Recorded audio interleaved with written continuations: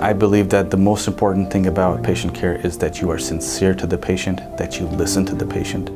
I'm Dr. Wahaj Aman. I'm an interventional and structural cardiologist at UT Physicians Center of Advanced Cardiology at Katy. I have always loved cardiology, everything about cardiology, from the imaging to the clinic and everything in between. I love the instant relief that we get when patients come in with acute heart attacks. I love the chronic care that we give for our heart failure patients and slowly seeing their improvement.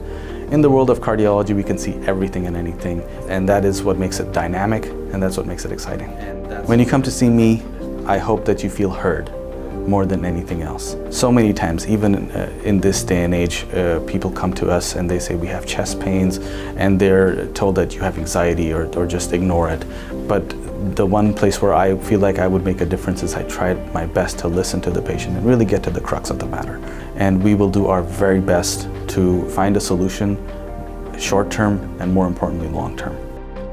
I believe UT Physicians, because of our network, we are able to provide every service under the sun under one umbrella. Our referral system is very strong. And moreover, the wonderful thing about UT Physicians, in my experience, is that the physicians who do work here work because they really care about their patients.